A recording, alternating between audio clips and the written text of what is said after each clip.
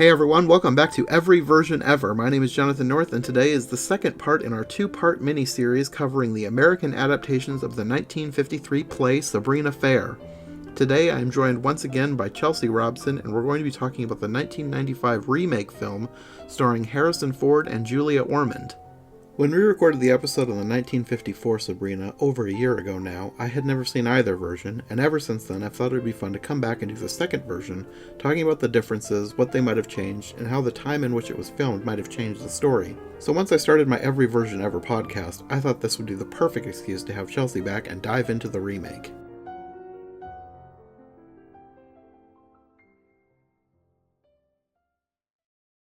So, I guess the first thing, I wanted to do this one because we did the last Sabrina. You chose the earlier Sabrina the first time we did a podcast together.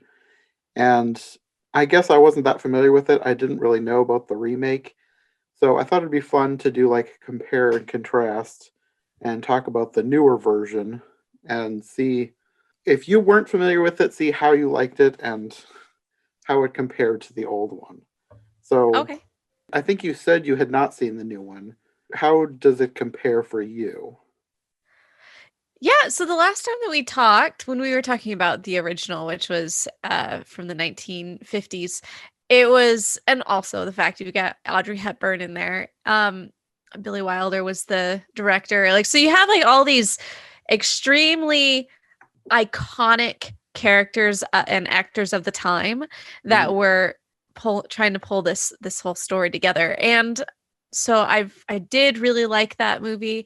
And looking into it with Harrison Ford, you know, there's a lot of things in this that I feel like they did a good job with adapting to the time. Um, but at the same time, if I were to rank them, I would definitely say the original one is going to be the best because I just don't think that you can outdo Audrey Hepburn. I got to say though that Julia Ormond, they did a good job with finding someone that was very similar to Audrey, but in a modern of 1995 kind of way. So I appreciate all that they did with that. And with Harrison, I don't know how I feel about Harrison in this one. I felt like he did well enough, and I felt like he did a good job. Um, it was just hard to compare the two, I guess, mostly because in this one you can definitely tell that Harrison was more of the star power Mm-hmm. versus Julia. Because Julia is really a bit of an unknown. And what's interesting is they really looked at everyone. Like every major Hollywood actress of the time was in the running, quote unquote, for this movie as I was looking it up. And I just saw that they like literally, if you're watching this on, I was watching this on Amazon and on the X-ray thing where that you can show all the different, behind the scenes little things. It went through a list and it's like 15 different leading ladies, and it's like every big name that you can think of that they got or they were thinking about getting for this role. And even I went in and tried to look up any interviews after the fact, for like Letterman or Jay Leno, and just behind the scenes, like critic interview type things. And I didn't find any of Julia. I just found them with Harrison and uh, director Sidney Pollack. So I felt that that was an interesting way to go about it, Mm-hmm. considering that this is about her. But Yeah. I mean, they really focused on his star power to kind of bring the film. Um, in all, I felt like they did a good job at moving it through, but in the end I was like, well, I'd still go with the original better one, mostly for the clothing, I would say. What were your thoughts? um, I don't know. I ended up watching both of them one right after the other just because I wasn't as familiar as you with the original Sabrina, so I wanted to make sure that it was fresh in my mind when I watched the new one. Uh-huh. And I feel like I liked it better this time than when I watched it originally. I don't know why. I guess when I watched it originally, I feel like I probably was too hung up on the age gap. Okay, yeah. And I guess maybe I didn't care as much this time. I don't know. Maybe it's because I was more familiar with it and it wasn't like a surprise. Right. It was a surprise the first time I watched it. Like I wasn't expecting this huge age gap. And I think we talked about it originally, but I don't know how much the age gap was supposed to be within the narrative. It was a big age gap in real life, but I don't think it was supposed to be quite that wide within the story. Right. So I think knowing that made it a little better for me this time. Uh-huh. And then watching the new one, the age gap is narrower. She's older and he's younger, I believe. Yeah, I And think so. I really liked all the different ways they modernized it, Uh-huh. but I don't know if I could say I like one over the other because I ended up enjoying the first one a lot more on my second watch, or my watch this time. So, yeah, I don't know. I like both things. I like things about both of them. I think they're both really good movies. Yeah. I mean, here's some of the things that I was like, oh, you're really struggling. Is mostly I was looking at like in general, like clothing of the 90s really just struggled. It was just not a good era. Specifically because it was this time where like women were really like coming into the suit pant, or not even the pantsuit, but like the skirt suit thing, and Hmm. no one knew how to dress appropriately. And so you're looking at the one of the major, I think, things that added to the first one was the whimsicalness of that. The fact that first off, everybody knew what Audrey Hepburn looked good in. Hmm. And so they were able to, the costume director on that one was able to really enhance her the way that her classically how it fit with her, as opposed to um totally siding for the styles of the day. And so with this one, when they're totally bringing up the Paris garb and high fashion Vogue, and like the whole scenes where she's in Paris and she's like helping at the water fountain, like that one was, I'm just looking at this and I'm like, oh no, why? I don't know if that was supposed to be funny, but it made me laugh. There was some it, garish costuming happening there. it really was. And so, and I'm not even sure how I would do it now, but I definitely would have, because people are going to listen to this and thinking, oh, Chelsea, that's really what you got out of the costumes. I'm like, well, yes, actually, because when you're looking at a type of person, you can really just make them look whimsical and make them look their best. And then you have others that it's like, yeah, you're really just looking toward the time and it ages itself super, like really easily. Hmm. Um, so I feel like that's one of the main things that I was like, okay, this needs to, they really could have made her a lot more, I'm guessing like soft, but at the same time not, because um I don't know, there was just certain choices that left me looking at the outfits and not looking at her. And so like you end up losing the audience because of that if you're not done super well. But I actually had a moment because I know that they remade everything and they were thinking, okay, how are we going to remake this with the sensibilities of that era? Hmm. And it also made me think, okay, if you were to remake this even today, like what would the differences be? And I think a lot of times people would like jump straight to let's have the role reversal and make Sabrina the huge bazillionaire and have him be the chauffeur's son, I guess, or something like Hmm. that. I mean, you would think that they'd probably try to pull that out somewhere, which I'm glad that they don't, because just I don't think it would work personally. Especially if there was an age gap, because that would make it Yeah, feel really weird. It really would. And as far as like everybody's trying to be all progressive and whatnot with, with storylines these days, but there's a sensibility of like what seems normal and what just seems like trying too hard. Not necessarily normal, but because there's got to be a people's confidence levels have to be at the same level for it to really be believable.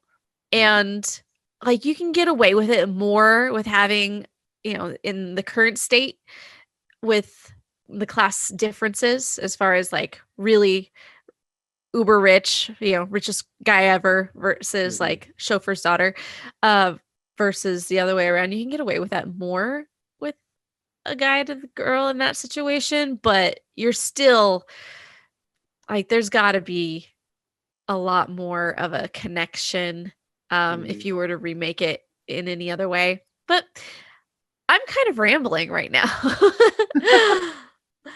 So Well, we could start at the beginning and then go through each scene and talk about different ways they were changed or things we liked.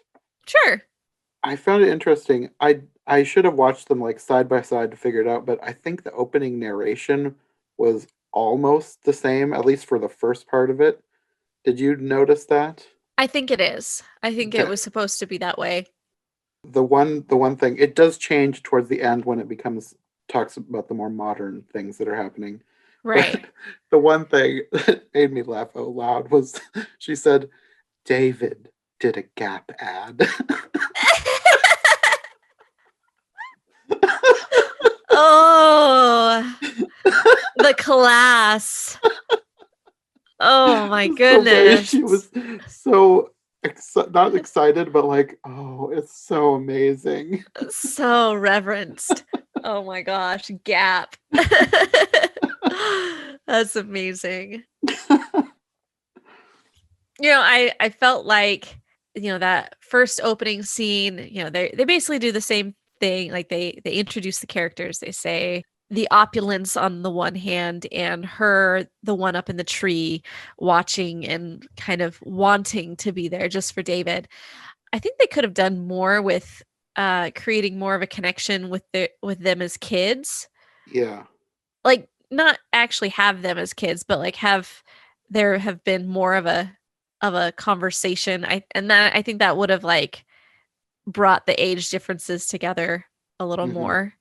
There were a couple references, like talking about being a little girl and him having a music lesson, Uh-huh. and another one with Linus, and I don't know how old he was, but she talked about something happened and she got shocked, like an electric shock from something, and he stayed with her all day. And the way Right. she talked, you could tell he was significantly older, but I still felt like they were talking about like it wasn't maybe 10-15 year age difference. I don't know exactly how old, but Yeah. the way they talked made it feel like there wasn't a huge age difference. Like at most, David was maybe a teenager when she was like 9 or 10. Yeah. That's kind of how it seemed at least, which is fine. I'm like, all right. Another random thing that I noticed was I think Sabrina and her dad are supposed to be British. And I think that they did that so that they could keep the accent because like back then they had like that mid-Atlantic accent that was like a fake British accent. Yes. And I think that they made them British so that they could keep that because that was kind of like semi-iconic, I guess. And I just found that interesting that they're like the only British people. Yeah, I liked that. I felt that was believable because they they got him with the car. Another random thing that I noticed and I actually really liked, and I feel like this is one way that the new version is better than the old version, is that in the beginning, Sabrina is like purposely homely. Uh-huh. Like, not that she's ugly or anything, but like the way she dresses, the way she does her hair, it's kind of like a Princess Diary situation. Yes. Like she has Yes, the big exactly. glasses. The giant hair. I really liked that they had her like transform over her trip to Paris. And the one thing that I wrote down but this is probably not fair to all homeschoolers, but I wrote that she dresses like a homeschooler. And I'm homeschooled. I know a lot of homeschoolers, so I feel like they nailed that look. I don't know if that's what they were going for, but just that style of dress, just everything. She seemed like a homeschooler to me, and I don't know if she was, but I don't know. She felt like a homeschooler. I mean, she probably was, let's be honest. If they're in that area and her dad's an avid reader, so Mm. he probably I would assume yes. That's That's a my good point. assumption. That's a good point. And hey, I have nothing against homeschoolers. I wish I could have been a homeschooler most of my years. My parents were very lucky if they were able to get me to go to school all the days, and that was never a thing. So I guess my family, like we had our family business, and so I helped out a lot with that growing up. And Hmm. also, I just like school was never really my thing, so I often did my own stuff wherever I went. So I can Hmm. definitely see how that would have been a thing for her dad being like, well, I'm just gonna have you read as much as I do. Yeah, there were a lot of books in their house. I didn't notice it at first, but then she pointed it out in one scene. I was like, yeah, there are a lot of books there. That's a lot of books, yeah. I did have a moment where I was like trying to see all of the titles to the different books. I was like, that's an interesting array. I do that too whenever like a movie or TV shows like a shelf full of books or DVDs or whatever. I see if there's anything I recognize. Yeah. Another random difference that I noticed was there was only the mother, Larrabee, and she was the Yes. one in the business. Like whenever she was married, he married into the family. So she was the one behind all the business. Oh, I didn't realize that. Yeah, there was just one line about the dad marrying her. Not like he married her for her money, but like he married into I this mean, probably did, wealthy and I wouldn't. family. I'm like, okay. I mean, that isn't. I can definitely see how. I mean, Linus and Maud had a really good relationship back and forth as far as being. You could tell, as he said, he's like, "Well, I learned everything from you." Hmm. Hmm. So definitely shows that she was more of the business type, business mogul. Yeah. And one other huge difference from the original. I don't know if this is a good difference or a bad difference, depends on who you are. There was no suicide attempt. Yeah, I noticed that too. I was like, I'm like sitting there waiting for it. I was like, there's no suicide? Oh, all right. Yeah. She has like a moment with him before she leaves for Paris, but there's no suicide. She's going to basically say goodbye to David, and this is while he's off with a girl. And she Right. thinks he's in the other room, and she's talking about him not knowing who she is, but she wanted to leave, and she wants him to know that someone is thinking about her. And then Linus steps out, and she runs away. I mean, can you blame her? No. I would definitely be running away at that point. I'm like, "Bleh." Yeah. Oh, I do appreciate Greg Kinnear as David. I felt like he on the one hand it was he's got a good vibe to him that looks like a guy that would be on the North Shore, but also he's good at playing the little bit of a flighty fellow of just like, yeah, all right. Hmm. Whatever. I appreciated his turnaround at the end Hmm. where the mom's all like, what in the world has happened to you? And she's like, Yeah. you have been copying me on all of the business dealings for the last 17 years. You just assumed I couldn't read. Yeah, I think I liked his character better in this than in the old one. I think they went to greater lengths to make him a better person, I think. Like Uh-huh. everything he does seems more like he has a better reason than in the old one, like falling for Sabrina, etc. Like in the old one, he's just kind of a playboy. And I mean, Yeah. he sort of is here too, but he's a little bit more, I don't know, moral about it. It's not like he's actively trying to cheat on his fiance. He has Right. like actual reasons. Yeah, I think they did a better job at, or at least I feel like he did a better job at recognizing showing that he recognized the change in his brother. Even in little moments where he's like, okay, wait, no, that does not mean that. Like you got it for her. So the other big difference from the beginning is her reason for going to Paris. So in the original, she went to go to cooking school, and I don't think she was going to school here. I think she just had a job, and I think she was working for Vogue, was it? Yes. Okay. She was like a photo assistant for a photographer. I don't know what her job was, but yeah, I mean, she was mostly like just an assistant, like a the person who does all the Yeah. grunt work. Yeah. I don't know. I couldn't quite tell because there was a lot of French happening, so I don't know how much of her was being shuffled off to other people because she started with one person and she ended up working for this other photographer and she ended up kind of having a relationship with this photographer too. Right. But she was still hung up on David.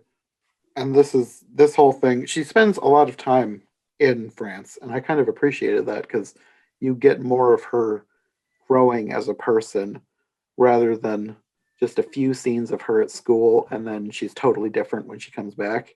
Yeah. And that's not just her look, because like I said, she does transform by her look a lot too. But you can see that she's trying to get over David because she has this picture that she's hanging on the wall and she's like slowly covering it up with all this other stuff. But she never covers up the face, I don't think. So she's not completely over him. She never covers up his eyes. Yeah. So he's always staring at her. Another thing I felt like this one, and I think both of them really, I don't think they did a really great job of showing her transition of liking Lionel versus David. I feel like they could have made that different in a way, like a little bit more recognition that we actually both like each other. I don't know. Everything about Lionel is hard for me, his whole character. And I can see it as I'm watching with Harrison Ford that he does do, he is seduced. He's more seduced by the feelings of like trying to seduce and being like, oh, this is an actual thing versus I think her. Mm-hmm. And that's one thing that I felt like they could have added a lot more as like them as kids, just like if they would have had more of a conversation of him being like, oh, well, you were always this or something like that. And then having this like crossing the Rubicon, like, oh, that's the moment where everything shifted. And you don't really get that as well for both of them at the same time. I think, because she's at the point where when she comes back in this one, not with Audrey Hepburn, but with this one, when she comes back in and she's like, basically, I want to never see you again. Oh, wait, what, tell me what else? Maybe I do want to see you again. I feel like during that time, it was hard to see the actual shift for her to be like, oh no, I'm totally into you. It was more because, at the very end, she's just like, oh, you want me to go? Okay. It was believable to an extent, but I feel like if it were me, I would want a little bit more. Yeah, I get that. There was room for improvement. Yeah. One other thing that through this whole scene, you kind of get little glimpses of the staff. Like in the original, we had that core group of like 4 staff members. I think there were a couple more in this one. Uh-huh.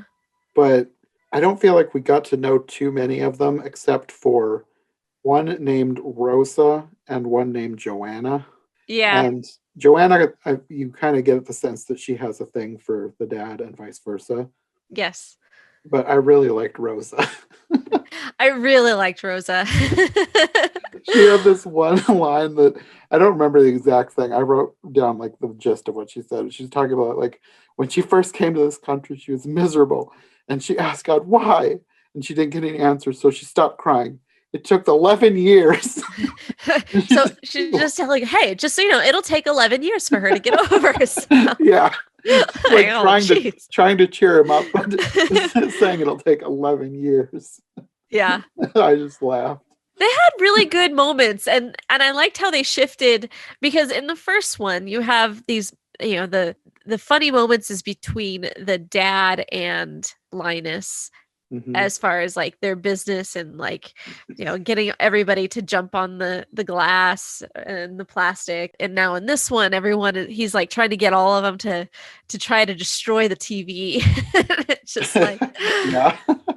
I appreciated that they still kept that humor, that Uh-huh. levity in those moments, and just showing how he really isn't the man of the party. He's all about, hey guys, okay, this is my chance. Get everybody in here. Here, take a whack at it. You'll love it.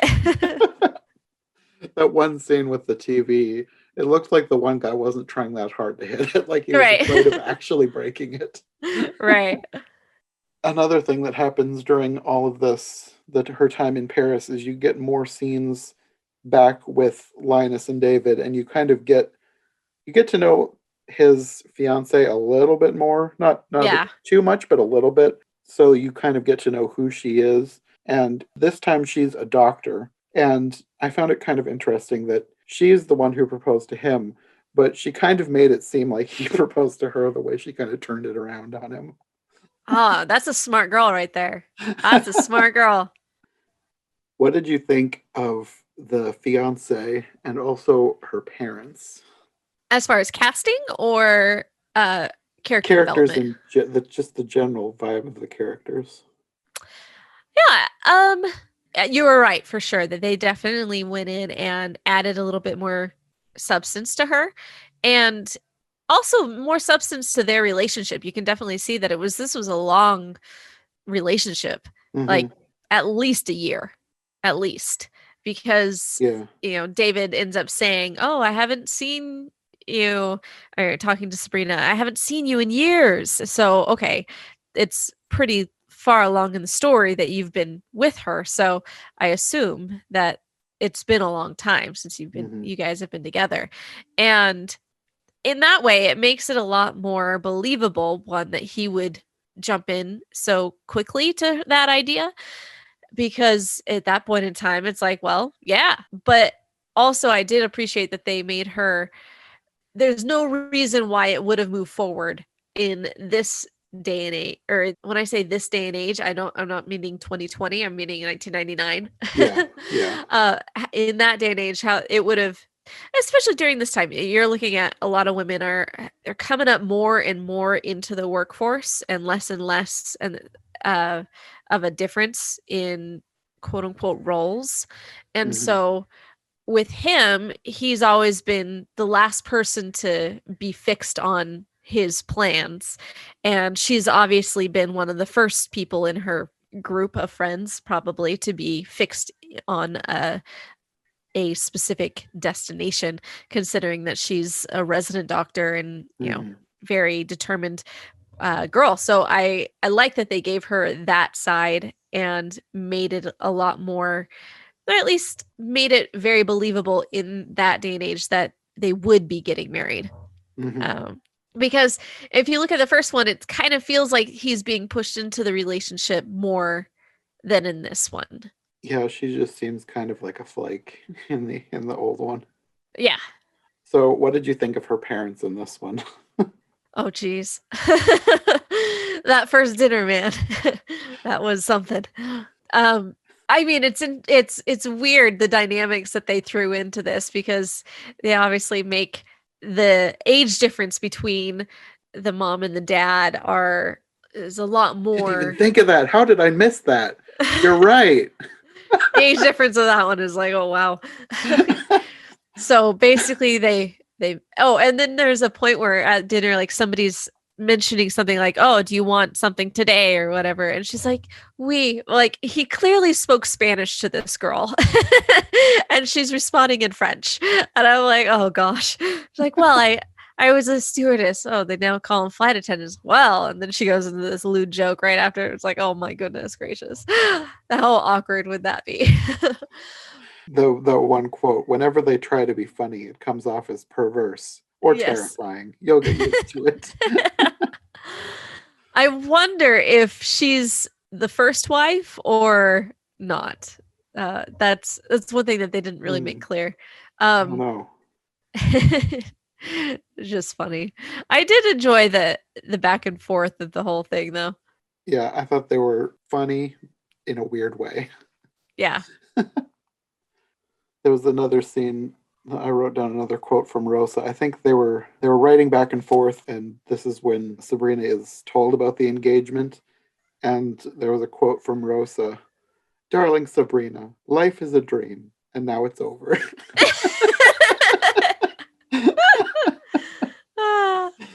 Oh, good times. I liked her. Oh, good times.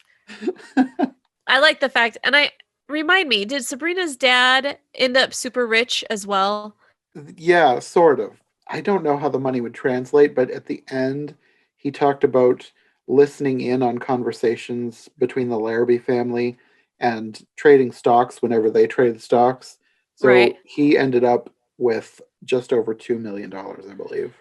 Yeah, so that was in this one, the 95 version. I was just wondering if that was the same in the 54 version.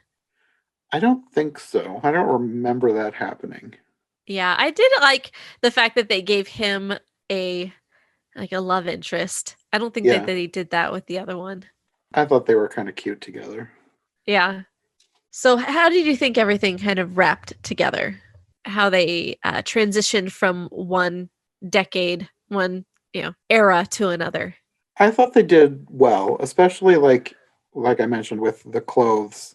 I thought they did a good job of making you know that time was passing, because with the older one, aside from the way Sabrina acted, nothing felt too different from before she went to Paris and then when she came home. Yeah. But I thought they made the transition feel more believable and show Yeah. more time passing. I'm glad that they gave her a little love affair in this one, Mm-hmm. because that makes a lot more sense as far as just growth, Yeah. human growth. You learn a lot in relationships, and for her to have actually moved even a little bit on Yeah. from David, you kind of would need a little bit more of a broadening of your spectrum. Mm-hmm. She didn't move on 100% though, because there was that line about him. He could tell that she was thinking of someone else or something. And then Right. I don't think you see him again. So I think it's just implied that they must have broken up off screen. Yeah. Because the next person that you see her with is her mentor woman. Yeah. And I like that she had someone like that to talk to as well.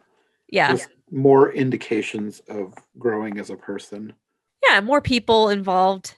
Mm-hmm. Because it really seemed, in the older one, it really seemed very quick between moving away and coming back. Yeah. So at the point that she does come back, there's, like in the older one, there's this party that he invites her to when he finds her. And I'm not sure, when he did find her, had she taken a bus or something? Because it looked like she was just standing on the side of the road. And she wasn't like near a station or anything. He just happened to Yeah. see her. I think she had gotten off. They had a bus go by, so I think that she Okay. had gotten off the bus. I'm not exactly sure why she decided to not get a ride home. She mentioned in her last letter to her dad that she wanted to surprise him, so he wasn't supposed to come and pick her up. Yeah, was she just waiting for a taxi or something? I don't know. Maybe. I don't really know how taxis work. Maybe she was standing where a taxi would come by. I've never been to New York or anything, so Oh yeah. I've never had to hail a taxi. Well, have you been able to hail an Uber? No. Oh, there you go. I don't think we have Ubers near me. Oh yeah. Anyway, when he picks her up, he does not recognize her like the original. But part of this is because she's had one more transformation off screen. She's cut her hair. So what did you think of her haircut? I was expecting expecting them to cut her hair. And I mean, I'm glad that they did. So here's something you'll learn is that if you know a girl and she was in a relationship and then all of a sudden she just has a complete cut of hair, total change of hairstyle, it's most likely because he's gone. Because you don't cut your hair for a guy. You cut your hair for you. And so that is I'm pretty sure that is pretty universal if you're looking around. So I do know that they were going to cut her hair. The perm is what bothered me. But then again, like, it is a little bit more of what would have happened in 1995. So once again, it was a sad year, or sad couple years for fashion and for hairstyles in general. So I'll give them a pass. But I mean, you're looking at the same, Audrey Hepburn cut her in the movie, cut her hair that way as well. So this is a significant way for a woman to show she's changed. That makes sense. I just figured you might have something to say about the style because of I felt like it really dated it to the 90s. Yeah. No, for sure. Any short hairstyle is hard to do, as far as not to be dated, because generally long hair is the more classic. It's harder to date that one just because it takes so long to get to that point where your hair is that long. But short hair, you have to change every 6 weeks or so. So in order to keep it short. So there's definitely going to be changes in hairstyles, and that's easier to keep with a trend. So, I mean, I give it to him. I don't know exactly what they would have done. I'd have to do a Google search of like what back in 95, let's see. You would probably have a little bit more of it's going to be something like that, but it's also going to be the short hair of it flipping out a little bit more. It turns it, but that's more like closer to the 2000 era, I would say, because you don't really have Friends on the market just yet. And so, the Rachel haircut isn't particularly there yet, but it's coming. It's right around the corner. So I never really thought about that being as like short hair being a more easy way to identify a time period, but I think you're right. I never thought about it before, but most of the time period identifying haircuts are pretty short. Yeah. I mean, they don't have to be like short like that one, but definitely under shoulder length, because the moment you go past shoulder length, it's really hard to have a style other than curly or big curls versus I was going to say that's curls. the other way you date a hairstyle is how big the hair is, like how much product they're putting into it. For sure. Oh, I was right there. Don't worry about it. I mean, granted, I was really young, so at that point, my mom did get me into the perm era of that time, and I wasn't particularly I don't remember being a fan or not. It just that's what it was. So. I don't think I ever had a hairstyle or a haircut that could date me. Mom did mostly buzz cuts, like she not completely buzzed, like she did some, like if we wanted it. But I remember really wanting a bowl cut because I saw it on TV, but she would never do it. Mom cut all her hair, but she would never give me a bowl cut. And looking back, I'm glad. Good job, Mom. Good job. So we have a party that they go to after the revelation that she is Sabrina. And the party, I don't remember what the party was for in the original film, but this time it's for his mother's birthday. And this is another change from the original movie. They have his fiancé is not in attendance at all, because in the original one, I think he got rid of her by spilling a drink on her and then going after Sabrina. Right. But this time, they don't even bother with that. She's just not at the party at all. But the thing that this made me laugh so hard. As an apology for missing her birthday party, his fiance sent her a dog. And her mom hates it. His mom is like, a dog. And I think her parents are there, and they say something like, "We're so sorry Elizabeth couldn't be here." And she says, "So am I. She gave me a dog." I burst out laughing. I laughed so hard I annoyed the cat who was on my lap. He was looking at me like, "What on earth is wrong with you?" Oh, that's funny. Just her delivery. So am I. She gave me a dog. She gave me a dog. And here's another thing that you might have something to say about. What did you think of the mom's dress? Oh goodness. I mean, once again, you're really tied to the styles of the time. Not a fan. Not a fan. I didn't make too many notes on wardrobe, but I wrote something down about that because she had a giant bow on her back. It was Oh, the 90s, yes. Everybody always talks about, you know who JoJo Siwa is? She's like a teen star. She always wears big giant bows in her hair. Okay. Like, the giant bow on this dress would put JoJo Siwa to shame. Well, okay. Enormous. What were you thinking as far as his wardrobe selections? Linus? Yes. I didn't really have any specific thoughts. It's just a lot of suits. Yeah. They seem kind of normal. Yeah. There were a couple things that I'm like, I'm not really a fan of the bow tie on him. Some guys really are able to pull it off, but I think you have to have a longer torso. And I was like, you probably would have done better with an actual tie. But I felt like they did. I mean, that's the other thing about with men's fashion is like it's not that different. Mm-hmm. Women it's have harder to date all across the spectrum, but for men, it's like a suit. Okay, slight differences, I'm sure, but yeah. Another difference in this version is that instead of a tennis court, the location of choice is a solarium. I Yes. just thought that was kind of interesting. I don't know why they chose to change that, but I liked the location. It made it more interesting to look at. It's a little easier to, sneak away into. That's true. Places to hide. Uh-huh. And David would know all the places to hide. I found it interesting that with Elizabeth gone, they kind of used her parents as the people who are getting suspicious about Sabrina. Yeah.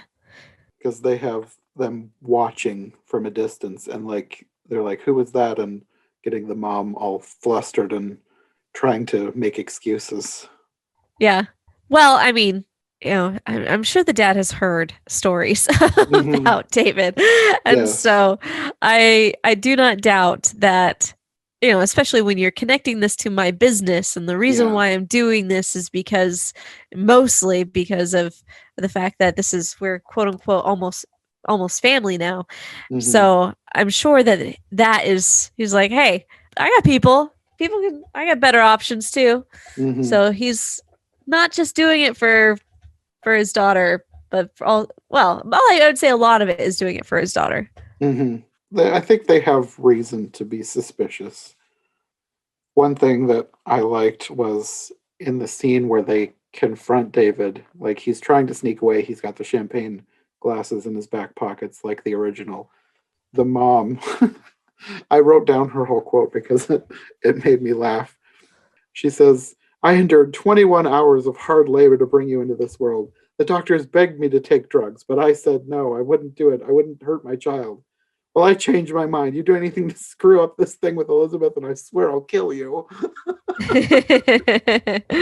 Good mom. Good mom. But yeah, they kept the sitting on the glass thing in this one. I don't think they played it, the glass itself, too much for laughs as they did in the original one, because I felt like they kind of went on a little bit too long with that, like Linus hitting his rear end and him falling on it and getting poked. And I mean, yeah, it's funny, but my thing was when I was watching, I was like, he has stitches.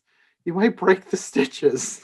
And they didn't do that. They played up the humor more later on when he was given a whole bunch of sedatives. Right. Yeah. I liked that part.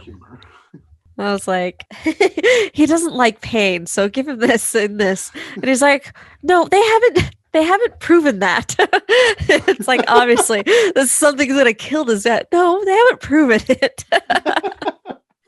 Yeah. Oh no, he's not gonna sue his own mother. Well, he's not me, okay? So what did you think of the whole scene with Linus trying to take his place in the solarium? It's hard. It's really hard because it's like, how would I feel if I were in that situation and be like, whoa, this is something else. Um, Hmm. I feel like that was another, I mean, I don't know. I don't know. It was awkward, and I think she did a good job of notifying, no, that's awkward. What are you doing? But Hmm. still enough that it was like, well, okay, I guess. Because I mean, I know you too. It doesn't have nearly the same, it's all in the family. Yeah. He did It that, was but it was not as awkward, but much. they didn't repeat that line. That line got kind of weird in the older version, for me anyway. Yeah, I Said that it's agree. all in the family. I agree. But they did end that though with her slapping him, which I guess he kind of had coming because he did kiss her without.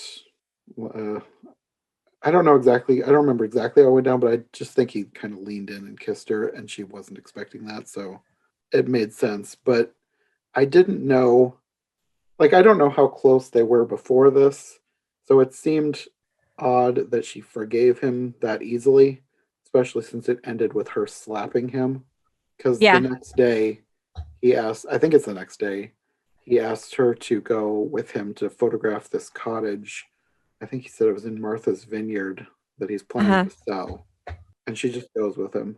I think that there was enough knowledge of each other there, because I mean, even when she first got back, he recognizes her first, like right Yeah, away, and it's that's like, true. oh, hey Sabrina, how Yeah. was your trip? And it's like he doesn't just recognize her; he recognizes her enough to even like, no, I know you were on a trip, and oh yeah, hi. As far as David doesn't recognize anything at all, and is like, Hmm. okay. Um, so I feel like they do have enough of a at least knowledge of each other and less fear. Well, she does mention that when she was younger, she always had this fear, and her dad was like, "Well, I mean, that was probably normal because of Hmm. one, who he is, and two, he's just older when you're like 8 years old." So, Hmm. um, but at the same time, yeah, for him to just kind of lean in like that without her expecting any of it, and being on the defensive for sure, feeling like, hey, now you're trying to get rid of me with $1 million deal. So, what did you think about all the stuff that happened the next day then with the helicopter ride and then the private jet and then photos and basically a day long date, even though that's not how they framed it? Right. Uh the marathon dates. Let's see. I think at that point in time, once you have decided, okay, I'm going with you, you let your guard down quite a bit Hmm. because you're with this person, and it is weird how he keeps talking about like Linus Larrabee is lonely, and she's like, I'm not exactly sure what to do with this information. Like it is weird how he's trying to like he's really laying it on thick, and he doesn't know how to necessarily seduce a woman. Hmm. A lot of this is him not actually liking her. He's like trying to do things to make her like him because of this Right. business deal that they're working on. And like part of it, he's like straight up lying to her too. Yeah. Because that whole thing about that one building, he Right. says that they've donated it to the city as a halfway house, which you find out later is a total lie because he actually wants to do that now. Right. I mean, it's hard to like Linus. It's hard to like him during these parts because he's lying, and that but at the same time it's like, is he though? How much is It's he it's kind of a invested into this? combination. He's like lying, but also not lying at the same time. Yeah. Like he is trying to make her fall in love with him for the business deal, but I think he is in a way, well, he is falling for her. He just doesn't really want to admit it. Yeah. The one thing that I thought was weird, and maybe this isn't weird in that part of the country, but they went on a picnic at night. And I thought that was super weird. Like, who goes on a picnic at night? I mean, it's dinner. So it's like they got dinner. But yeah, it was interesting because he apparently like baked the clams himself. So I mean, this was a marathon date, I gotta say. Like, where did they get the clams? Did he buy them or did he fish them out? I'm assuming that he bought them and then just decided to like maybe put them over the fire. I don't know. I did like the different names that she referred to him, while they were on their little dinner date, because it really did show how he was like, "Ah, crap, this is really who I am." Like saying that she heard that he was called the only living heart donor. Right. And how he thinks, scruples are actually a Russian Russian currency. Yeah, so then the next day is when you find out that he was lying, because he's talking to the secretary and he's wanting to donate that brick building to the town. Because apparently he wasn't lying about owning it, but he was lying about donating it. And he also wants to get tickets to a show to take her on another date. And she comes to visit and brings all the photos that she took. And she's mixed up the envelopes of photos. So he's looking at her Paris photos. And I think that's what gets them starting to talk about going to Paris. Because he says that he's been wanting to go somewhere and get a real change. And he's thinking about Paris. He's kind of planting the seeds for this plan. But at the same time, I think he does kind of want to go to Paris. Yeah. First off, can we talk about how much I love his secretary? She's yes. Probably one of my favorite auxiliary characters in this movie. that one scene where it's not this same, but like the next time that Sabrina comes to the building, she's like, "Oh no, don't tell him I'm here." But he pays me to tell him. Like, I'm just such a fan of her. And then, at the very end when he's like, you went to my apartment? And the mom's like, "I took her." He's like, "Oh yes, we had our arms elbow deep in your underwear. It was like touching the Shroud of Turin." I was like, "Oh my gosh, I love you." She was great. See, yeah, you gotta have somebody like that on your staff. Like, that's fantastic. Yeah, her character in the original one wasn't quite that funny. No, and that was an upgrade for me. Yes. So I don't think they actually go to the show that he was talking about getting tickets for. They end up going to an Indian restaurant instead. And she wants him to eat with his hands. I think that's like authentic to Indians. Like, I think they use flatbread to scoop the food. So the whole point of that was to make him feel very awkward, I think. Yeah, for sure. I've had roommates who were from India, and one roommate who she was teaching me how to eat, rice and eat naan bread and all of their, curry different foods that they have. And you do have to eat it with your hands. And it was odd to get used to that. So I can definitely see, this was one of those moments where they definitely use it to their advantage to, make Harrison Ford looks as goofy as possible. He had some line in there, something about like, it was a great method. Next time he'll try the soup. Oh. Oh, I do like, he's like, "Oh, you don't mind eating with your hands, do you?" He's like, "Not since I made my hefty donation to the burn unit." And There's a lot of great lines in this. Oh, this is good. So their dinner is where they're talking more about Paris, and by the end, I think he's basically admitting that he wants her, partly for this plan that he has, but I think he actually does like her at this point. Yeah, and I saw an interview, as I mentioned, with Harrison Ford, and he talked about how it's not necessarily because he is trying to manipulate her and he's trying to get this plan, but in doing so, he's never really tried to dive into the "I love you" type feelings because he's never had to use this as a ploy. He doesn't know himself what is real and what isn't.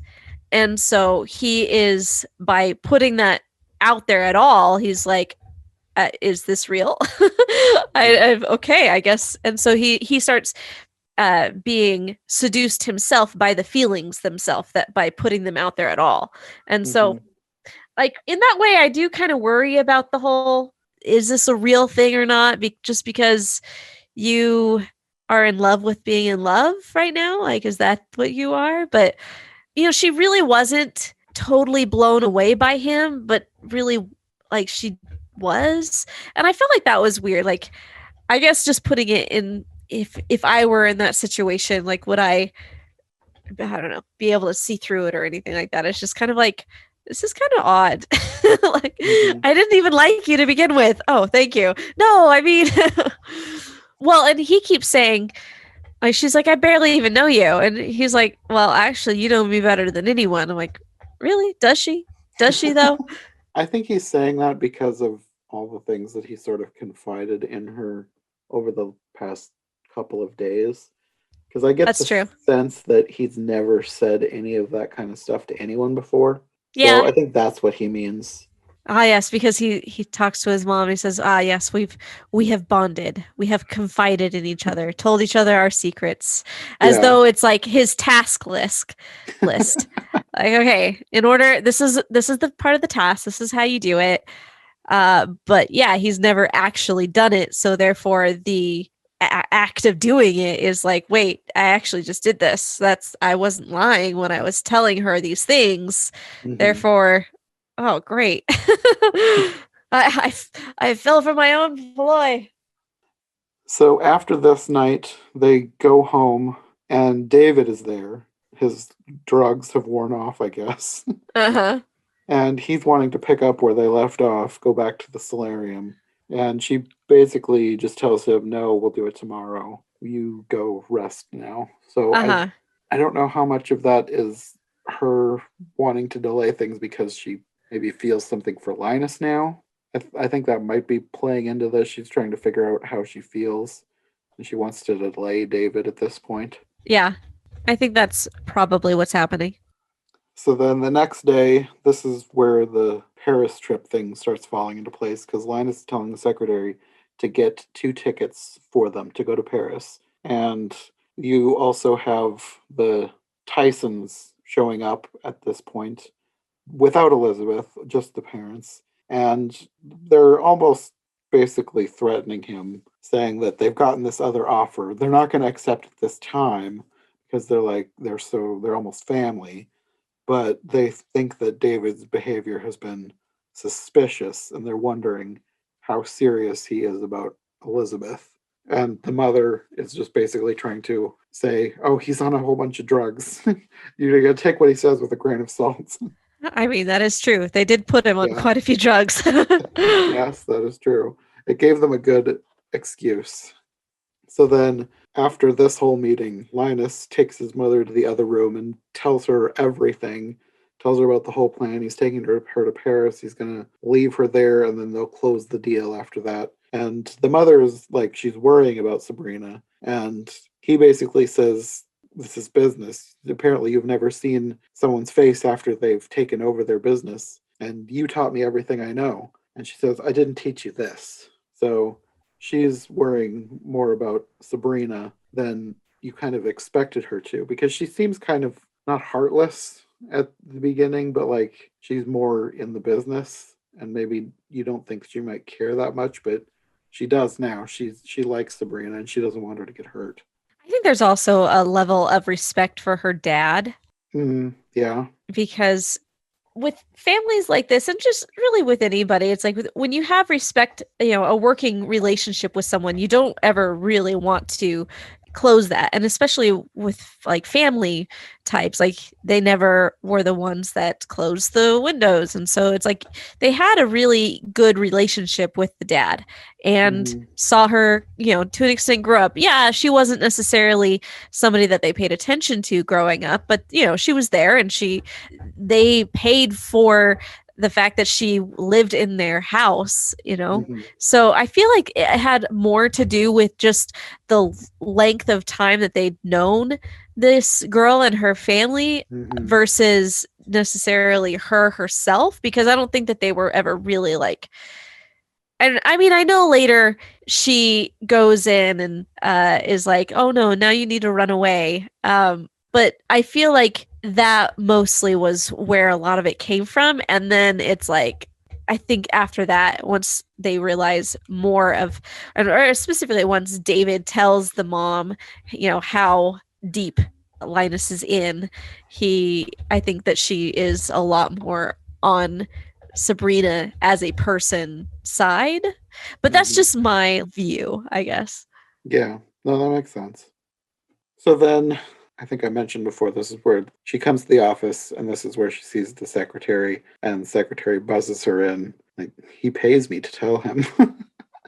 And this is where he is inviting her to go to Paris, and she wants to tell David, and he doesn't want her to. And I think they're about to kiss, and the secretary interrupts them.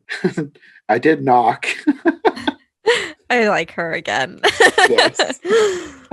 And she delivers the tickets that he had her get. And Sabrina is now super happy, and everything changes for him. Like, he now feels the same way his mom does. He doesn't want to hurt her. He tells her everything, that she was getting in the way of David's marriage and their company's merger. He was planning to abandon her in Paris, but he had an apartment for her and a bank account with 500,000 francs. I don't know how much that translates to, but it's apparently a lot of money. It's enough, I'm sure. She does say that his original offer of $1 million was more, so Yeah, they were talking in hypotheticals earlier, like on one of of their course. dates. Well, that was in the solarium. Okay. But she says that she doesn't want it.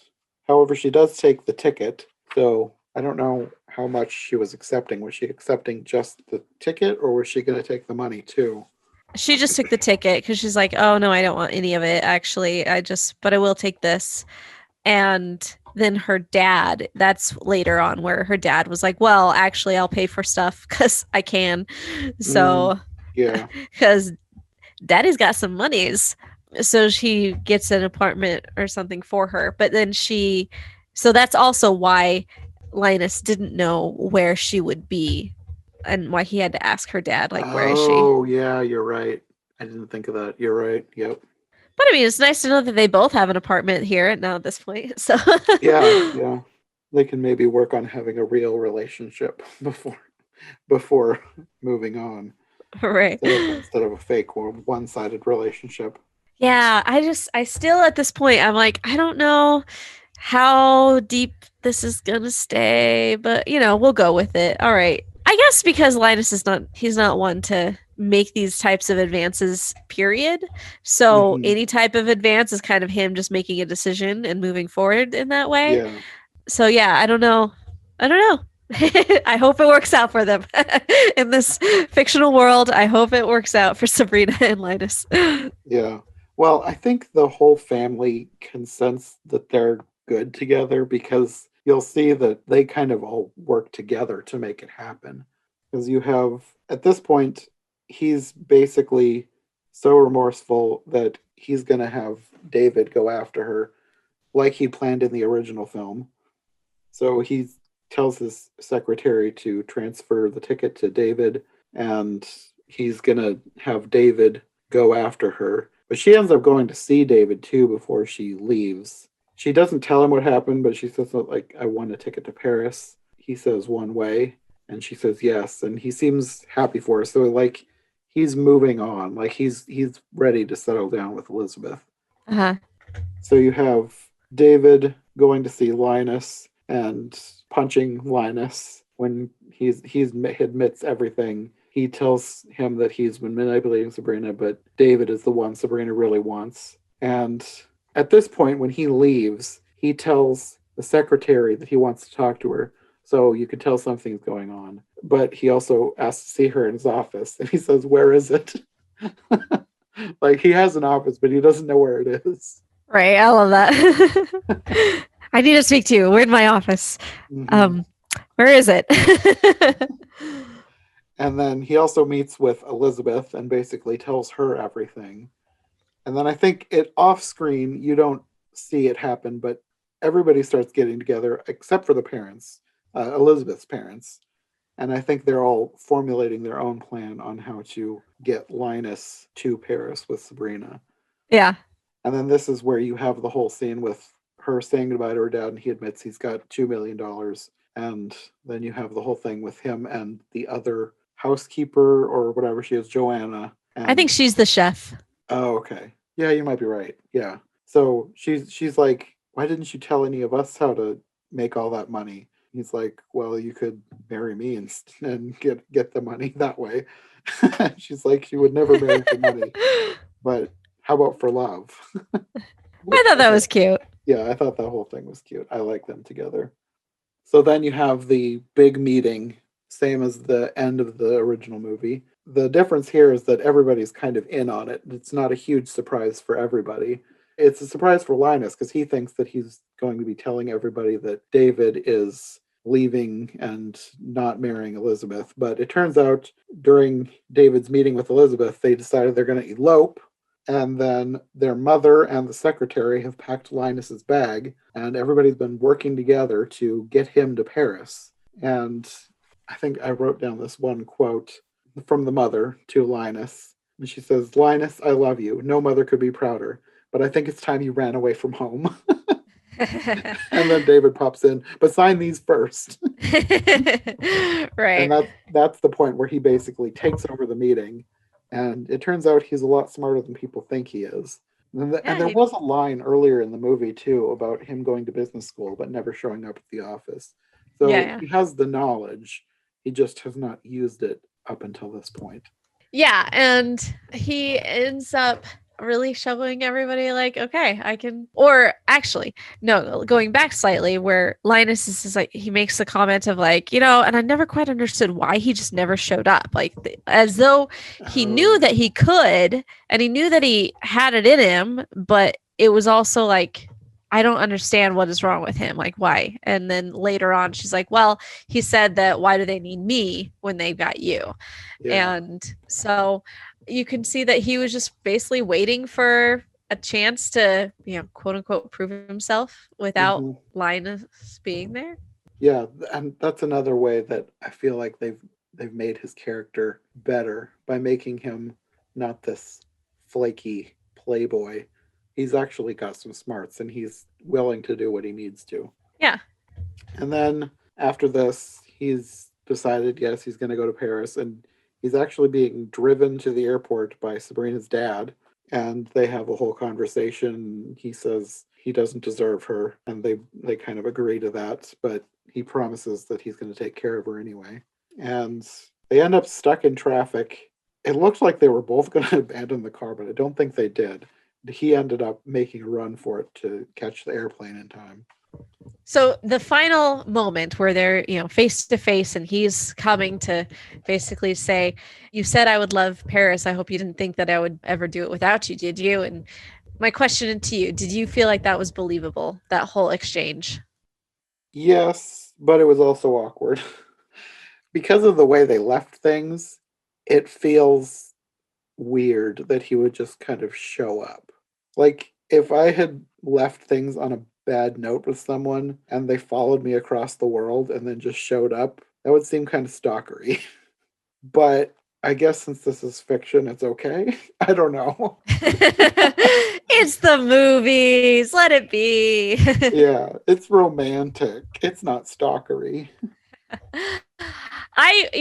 And I did like that they gave her the line of like, I don't know how I'm supposed to trust you. And then it's like, oh, but you know me better than anyone. I'm like, once again, still don't believe you.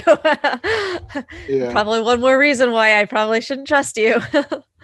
But I don't know. I felt like they did it, the whole ending. I felt like, okay, I'll get behind this just because I feel like they worked enough for it. So I can get behind it enough too. I think it's just one of those things where they're kind of limited by the fact that it's a movie and not a TV series. Because if it were a TV series, they could draw this out a little more and maybe make him call her and apologize and talk about things before following her across the world to Paris and showing up on her doorstep. I do like that there is a point in time where she was like, well, you are formidable, aren't you? Like he's a guy that is not going to give up. So she's just like, well, I guess this is your thing. You're kind of like all in. Yeah. It makes sense. And it's not like I'm creeped out by this or anything. It's just one of those things Oh, totally. in movies. So, yeah, I'm willing Totally. to forgive it more than if this were a thing that happened in real life. Right. One thing that I noticed that I just thought was kind of interesting, I don't think this was the case with the original film. It ends with the same narration from the beginning. Yeah, I don't think that was in the original, but I kind of liked I kind of liked it. Mm-hmm. It was a nice way to, I guess, bookend the film, to call back to the beginning. So what would you give this whole film out of 5 stars? Maybe 3.5. My initial instinct is 4, but because it was good, but like, I don't know if that's being too generous or not. It's not 5-star worthy, but I don't know that it's like 3-star worthy. Three seems too low, so maybe 3.5. I think I can get behind a 3.5 for me as well. It was definitely going to be between a 3 and a 4. So 3.5 is a good, line down the middle. Yeah. I think compared to the other one, I would give the other one, 3.75, maybe 4. Maybe I Okay. gave it a 4 before. Definitely not a 5, but it is enough levity to bring you back at least once. Mm-hmm. Yeah, I still don't know which one I like better because there are things about both that I really like. And like I said, I liked it more this time around than last time, just because I think I got over the whole age gap thing. But the actors are really great in the old one. It's such a great look at that time. And I think a lot of that probably has to do with the clothes, like you said. And it's like an old Hollywood film. It just feels so, Yeah. I don't know if iconic is the right word. I don't like using that word too much, but like that's the first thing that pops into my head. It's one of those movies that just has that old Hollywood feel, and I like that about it. But I do like the script changes that they made to the new one. I like a few of the characters a little bit more, especially like the secretary. I like some of the quirky changes, the number of one-liners. So there's things to like about both. So I don't know if I have a preference one way or the other. I agree. They had a lot of good things with both. Yeah, I still vote for the first one just because I feel like that's the more iconic of the two. But I do like a lot of the aspects of this one as well. So I think that this one, the fact that currently it's on Prime and, it's one of those movies that you can just add to a list of, romantic flicks, I would definitely put it on again just as we'll have that go on in the background if I want that going on, Mm-hmm. So all in all, I enjoyed it. Thanks for having me on this episode. Yeah, I'm glad we did this one. It was a nice change of pace from some of the movies that I've been watching recently. I've done a few too many movies that are like super bad. Oh no, don't do that to yourself. I mean, it's partly for this podcast because it's every version ever. So I'm trying to watch as many versions of certain stories that I can. And at some point, you're going to run into some clunkers. But I do have someone who enjoys that kind of thing, and we always have great conversations. So even though movies are a chore to get through, it does result in a fun conversation. But it's still a nice change of pace to watch a movie like this that is actually a really good movie. Good. I'm glad that I turned this on to you. Yeah. Plus the fact that I watched both the original and then this one, so it was actually 2 good movies in a row after like 3 bad movies in a row. I'm upping your average. Yes. Okay, well, I think that'll be all for this episode. Do you want to let people know where they can find you if they want more from you? Sure. If you want to take a look at any of my stuff, my name is Chelsea Robson. I am a singer, and I also do another podcast where we interview and talk about animated movies called the Rotoscopers Animation Addicts Podcast. But me personally, I am a songwriter. So I do a lot of songs for weddings, for anniversaries. So if you know anybody who is looking for that special gift for a romantic episode of their own, you can give me a call. You can go to songsbychelsea.com, and I love doing that. So it's been a lot of fun to be able to kind of dig into other people's love stories as well. Okay, and I will have links to all that stuff in the description. Perfect. Well, thanks for joining me.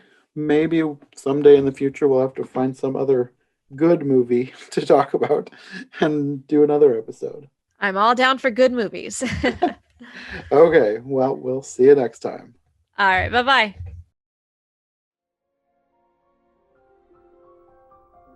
Thanks to Chelsea for joining me for this episode. I'll have her links in the description below. Next time on Every Version Ever, we'll be doing another mini-series. I'll be joined by my friend Jenna, aka Phantomwise, aka the biggest Alice in Wonderland fan that I know. And over the course of 2 episodes, we're going to be talking about a huge variety of all sorts of obscure, short adaptations of Alice in Wonderland. And then if you want more from her, Jenna and I also talked for probably at least an hour on all sorts of random topics, from favorite movies and TV to her love of Alice in Wonderland, and that interview will be going up on iHeartMovies. So we'll see you next time on both podcasts. Thanks for listening.